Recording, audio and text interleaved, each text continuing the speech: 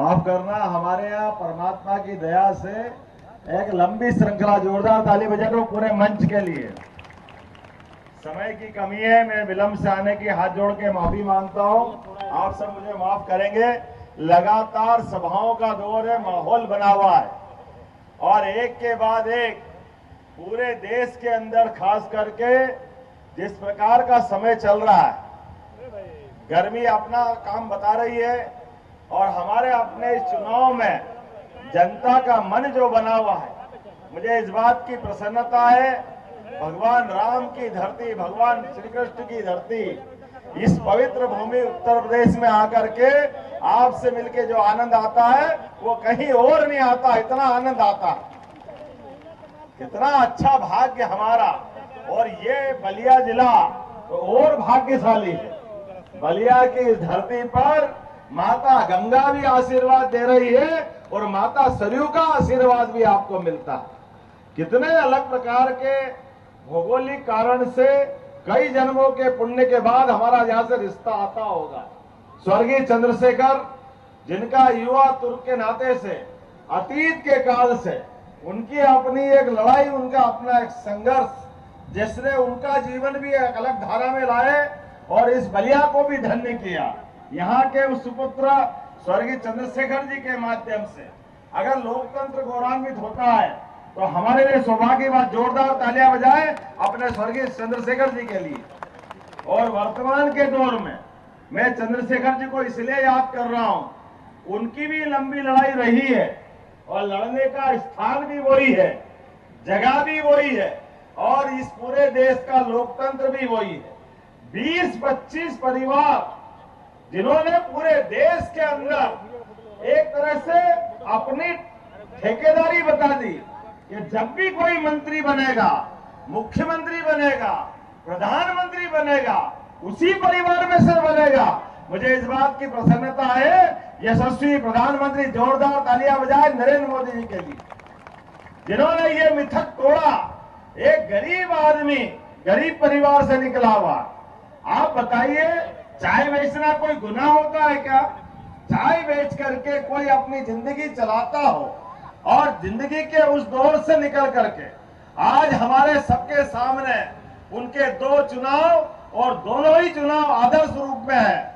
मुझे इस बात का और आनंद आता है, हम अपन भगवान राम को जोड़े, भगवान कृष्ण को जोड़े, जिन्होंने अपने जीवन में कदम कदम पे संघर्ष करके इस मानव योनि को धन्य किया है। अगर उनके जीवन में देखो कि अगर रावण जैसे बड़े महाशक्तिशाली से भगवान राम लड़ने गए तो माता सरयू का आशीर्वाद उनके साथ था, लेकिन उनने कोई अयोध्या से सेना नहीं बुलाई थी। उन्होंने अपने इसी प्रकार के समाज के सभी वर्गों का साथ लेकर के उस घमंडिया रावण को, जिसके घमंड से ऐसा कहते हैं कि जो घमंडी होता है वो किस मुंह से बोलता मालूम नहीं, तो एक कल्पना ये भी कर सकते हैं कि 10-10 मुंह से बोलने वाले ये घमंडियों की बात का, जबान का भरोसा नहीं रहता है। ये कभी क्या बोलेंगे, कभी क्या बोलेंगे, ये कुछ भी बोलेंगे और लोग, दुनिया इनको मान लेगी। लेकिन कर्म कैसे करते हैं? कर्म उस समय भी उनने वही किए। इतनी बड़ी समृद्धि लेकर के पैदा होने वाला व्यक्ति, जिसकी पूरी लंका सोने की थी, जिसके जीवन काल में कोई कमी नहीं थी। कमी तो वही थी जो नियत की कमी है, नीति की कमी है। और उस काल में भी ये नकली लोग जैसे आज भी घूम रहे हैं, वो नकली साधु बन के आया था माता सीता का अपहरण करने के लिए। आप याद रखना मेरी बात को, ये आज भी नकली घूम रहे हैं, इनको भूलना मत। उस काल और इस काल में कोई अंतर नहीं है। इनकी हिम्मत नहीं होती असली रूप में आकर के वोट मांगने की। वो उस समय भी गलती कर दी समाज के माध्यम से माता सीता ने, कि लक्ष्मण रेखा खींची थी भाई लक्ष्मण ने, कि माता से कहा था माता इस रेखा के बाहर मत आना, लेकिन समाज भोला होता है। ऐसी सीता माता भी भोली थी, वो झांसे में आ गई। अरे सामने भिखारी नहीं है, साधु है, लेकिन नकली साधु था। उसने अपना कर्म दिखाया। ये तो माता भिक्षा देने गई और उनने अपना कर्म करते हुए अपहरण करके लिया। मुझे इस बात की प्रसन्नता है, समाज साथ देता है। उस घमंडी रावण को भगवान राम ने लंका पार करके पूरी लंका भी जलाई और रावण का घमंड भी तोड़ा।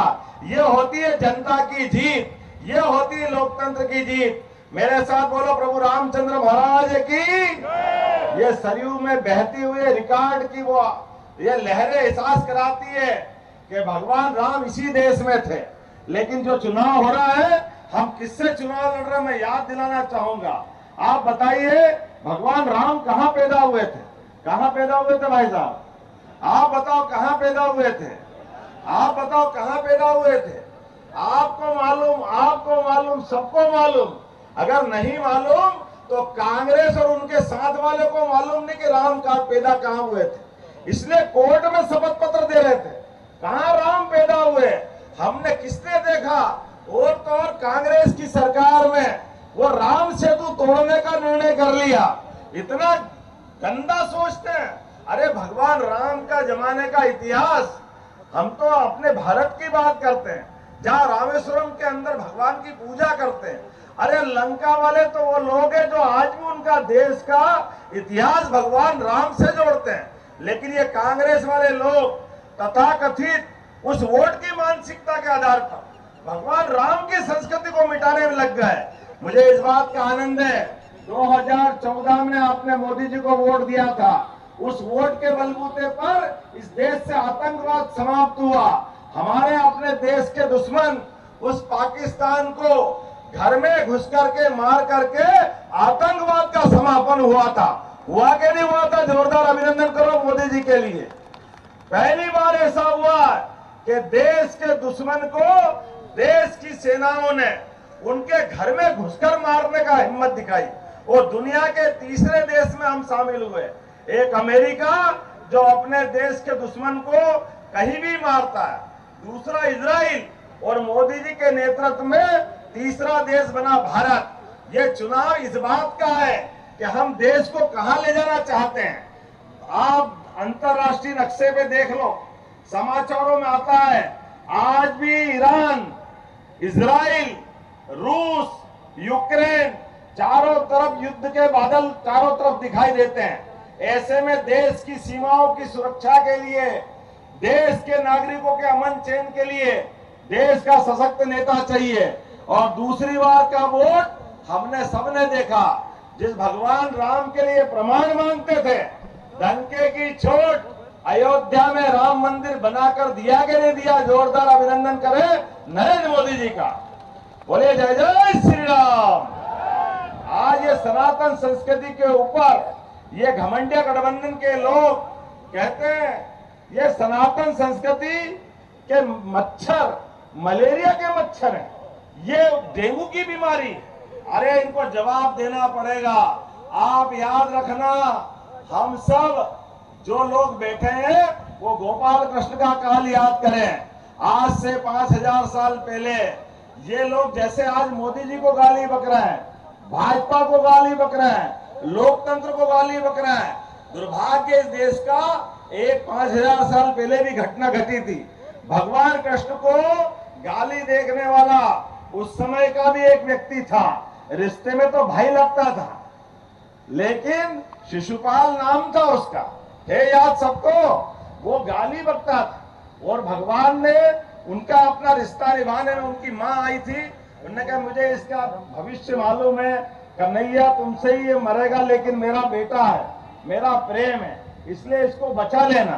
तो भगवान ने कहा ठीक है बुआ जी, मैं गलती तो माफ करूंगा, 1 2 3 नहीं, मैं 100 गलती माफ करूंगा, लेकिन जैसे 100 हो जाए फिर मेरे से मत बोलना। और ऐसा ही हुआ, जैसे ही वो गाली बकते बकते 99, उसके बाद 100 हुए। जैसे ही गाली पूरी हुई, भगवान ने उंगली ऊपर करी और सुदर्शन चक्र आया, और सुदर्शन चक्र ने धड़ाम से शिशुपाल का सिर धड़ से अलग कर दिया। ये लोकतंत्र की ताकत है। आप भी अपनी उंगली बचा के रखना, भगवान कृष्ण को काल को याद रखना। ये गाली बकने वाले जितने मिल जाए, जिस दिन वोट पड़ेंगे उस दिन आप अपनी उंगली का सदुपयोग करना, अपने आप ये सारे के सारे लोग धराशायी हो जाएंगे, कोई बचाने वाला नहीं इनको। क्योंकि हम बताइए, इस देश के अंदर रावण की संस्कृति बढ़ेगी, कृष्ण के बजाय कंस की संस्कृति की जय जयकार कराएं। अरे भगवान कृष्ण की जय जयकार नहीं कराएं तो किसकी कराएंगे?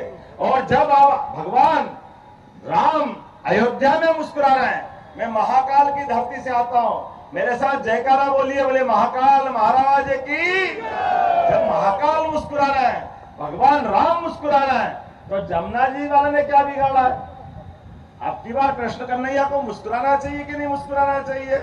गोपाल कृष्ण को मुस्कुराना चाहिए कि नहीं मुस्कुराना चाहिए? तो योगी जी ने भी तैयारी कर ली और मोदी जी तो और आगे निकले। उनने द्वारका जी के अंदर भेड़ द्वारका तक जाने का पुल बना दिया है। और भगवान कृष्ण को नमन करते हुए इस उम्र में भी मोदी जी ने भगवान की डूबी हुई भेड़ द्वारका में जाकर के मोर पंख चढ़ाए थे। और मोर पंख नहीं चढ़ाए, वो हमारी सनातन संस्कृति की जय जयकार करने गए थे। वो इतिहास याद रखो। आप उल्टा जो आपके घर वोट मांगने आए, आप उनसे कहना कि भैया बताओ आप भगवान राम के मंदिर का क्यों विरोध कर रहे थे? अरे भगवान राम के मंदिर में अब तो मुस्कुरा रहे हैं, एक आध फोटो खिंचवा के आए क्या? कोई ये गए क्या इनके पास मथुरा, अयोध्या, द्वारका? जरा फोटो तो बता दो, वोट मांगने आओगे, लेकिन इतने बड़े समाज की आस्था के साथ खिलवाड़ करोगे, ये बर्दाश्त नहीं है। मुझे इस बात की प्रसन्नता है, यशस्वी नरेंद्र मोदी जी ने नई शिक्षा नीति लाकर के 2020 में पूरे देश के सामने, अरे ये लॉर्ड मेकाले की शिक्षा नीति थी 1832 वाली, जिसमें हमारे सभी देवी देवताओं के सारे प्रसंग गायब कर दिए थे। कोई भगवान कृष्ण को याद नहीं कर सकता है। कृष्ण के भगवान के गरीब आदमी से सुदामा की दोस्ती को याद नहीं कर सकते, उनके प्रसंगों की बात नहीं कर सकते, भगवान राम के अच्छे प्रसंगों को याद नहीं कर सकते। मुझे इस बात की प्रसन्नता है, 2020 की शिक्षा नीति लागू करके हमने नई पीढ़ी को भी, वर्तमान में तो ये हमारे देवस्थान आनंद में डूबेंगे, लेकिन भविष्य में भी इनकी जय जयकार करने के लिए इनके बीच के अच्छे प्रसंगों को हमने शिक्षा नीति का हिस्सा बनाया। नरेंद्र मोदी जी के लिए ऐसे ही नहीं कहते हैं, अरे कानून, आप तो बैठे राज्यसभा में बैठे, जोरदार ताली बजाओ नीरज जी के लिए। अंग्रेजों का कानून आईपीसी 1862 का अपराध दंड संहिता, क्या भारतीय दंड संहिता, अरे इस देश के अंदर कानून का राज लेने आओगे, लेकिन अंग्रेजों ने कहा कि कानून की देवी के आंख पे पट्टी बंधी रहती है, इसलिए वो न्याय करेगी। अरे भैया, ये हिंदुस्तान है, मैं तो विक्रमादित्य की नगरी से आता हूं, हमारे तो पंच परमेश्वर न्याय कर देते हैं। अरे खुली आंखों से नहीं देखोगे तो न्याय क्या करोगे? मुझे इस बात की प्रसन्नता है, ये सारे चिन्ह नरेंद्र मोदी मिटा रहे हैं जो अंग्रेजों ने या कांग्रेस ने लागू किए हुए थे। अब ये अपराध संहिता, अपराध दंड संहिता किसको कहते हैं? अंग्रेजों ने यहाँ पे राज किया, इसलिए वो दंड संहिता की बात करते हैं। हम तो न्यायधारी लोग हैं, न्याय पसंद करने वाला समाज है, इसलिए न्याय संहिता बनी है। एक एक करके, एक नहीं कई सारे निर्णय किए, और ये किसान बैठे हैं। आप बताइए किन किन के खाते में पैसे आते हैं? अपने हाथ खड़े करके बताना जिन जिन के खाते में पैसे आते हैं। ये चाहे कांग्रेस हो चाहे समाजवादी हो, ये कभी आपके खाते में पैसे डाल रहे थे क्या? कभी मौका ऐसा आया क्या? ये पहली बार हुआ है कि सीमा के जवान और खेत का किसान दोनों को सम्मान देने का काम अगर किसी ने किया है, यशस्वी प्रधानमंत्री नरेंद्र मोदी जी ने किया, अभिनंदन करो। आपका वोट इस बात के लिए भी जाना चाहिए। ऐसे एक नहीं कई प्रसंग में सुना सकता हूं, लेकिन समय की कमी है। आज हम सब संकल्प करें, आने वाले चुनाव में भाई नीरज जी के लिए खड़े हो जाओ, नीरज जी, और आप सब भी खड़े हो जाओ अपने स्थान पर, दोनों हाथ की मुट्ठी बांध लो। भगवान कृष्ण को मुस्कुराने के लिए, विकास के पहिए को और आगे ले जाने के लिए, और नीरज जी के माध्यम से नरेंद्र मोदी की फिर सरकार बनाने के लिए हम और आप संकल्प करेंगे। बोलो सब तैयार है? आप बताओ सब तैयार है? तो मेरे साथ बोलो गोपाल कृष्ण भगवान की, महाकाल महाराज की, भारत माता की, भारत माता की। बहुत बहुत धन्यवाद। भारत माता की जय।